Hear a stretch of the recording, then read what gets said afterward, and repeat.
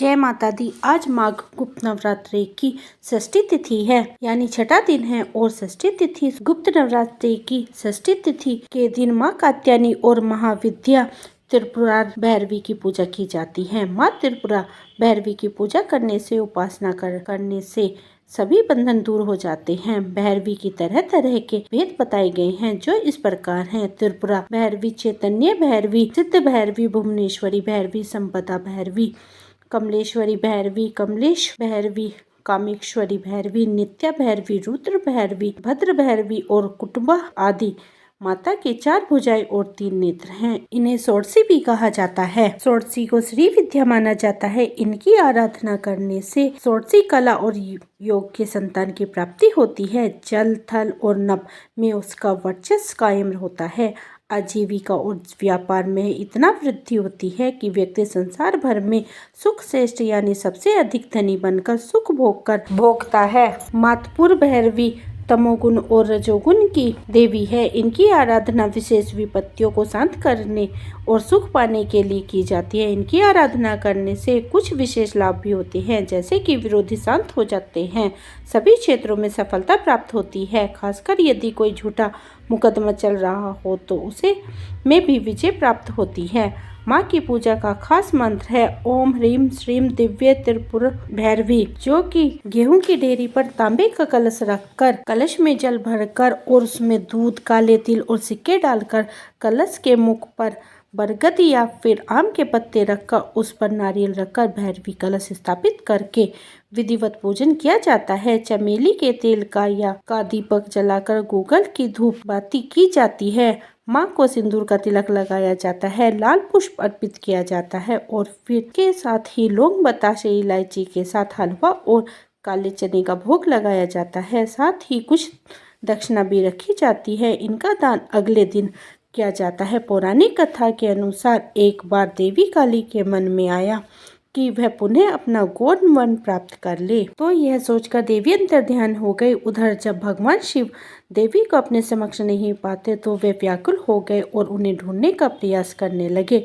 तब देव ऋषि नारद वहां पहुंचे और भगवान शिव ने देवी के विषय में नारद जी से पूछा। तब देव ऋषि नारद ने उन्हें देवी का बोध कराया और कहा कि शक्ति के दर्शन हे महादेव आपको सुमेरु के उत्तर में हो सकते हैं। वह देवी के प्रत्यक्ष उपस्थित होने की बात संभव हो सकेगी। तब भोले शंकर उनकी आज्ञा अनुसार नारद जी देवी को खोजने के लिए वहां पर गए। महर्षि नारद जी ने जब वहां पहुंचे तो देवी से शिव जी के साथ विवाह का प्रस्ताव रखने लगे। यह प्रस्ताव सुनकर देवी क्रोधित हो गई और उनकी देह से एक अन्य तब उनका षोडशी विग्रह प्रकट हुआ और इसी छाया विग्रह को त्रिपुर भैरवी के नाम से जाना गया। भैरवी अपने प्राकृतिक रूप से अत्यंत भयंकर और डरावनी प्रतीत होती है, क्योंकि माता भैरवी अपने गले में असुरों के कटे हुए सिरों का हार और मस्तक पर माला धारण करती हैं, जिनकी रक्त की धारा बहती रहती है। देवी का मुख डरावना और भयानक है। भूत प्रेत की तरह माता भैरवी का दृश्य है।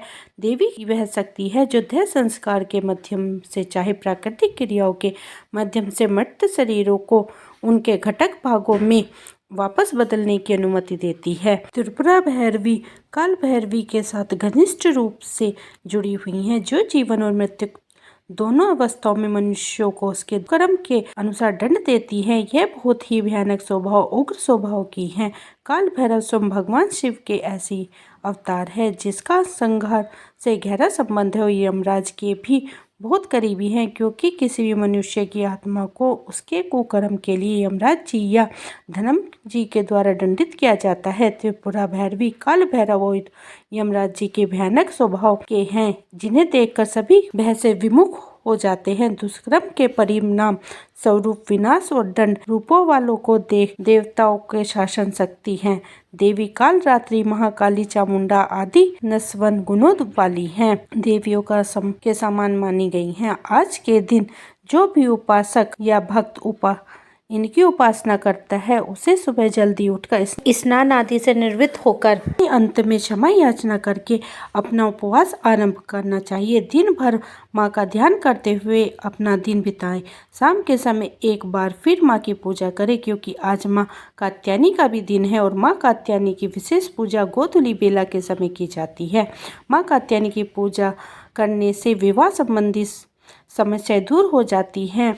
आप सभी से कामना है कि माँ की पूजा, आप जैसी भी कामना के साथ माँ की पूजा करना चाहते हैं, उस कामना को मन में रखकर माँ से प्रार्थना करें कि वह आपकी कामना पूर्ण करे या फिर आपकी जो भी समस्या है उसे दूर करे। फिर शाम को विधिवत एक बार फिर पूजा करके माँ को शुद्ध और सात्विक चीज फलों का भोग लगाकर खुद भी फलाहार करना चाहिए। उम्मीद है आपको मेरी ये वीडियो पसंद आई होगी।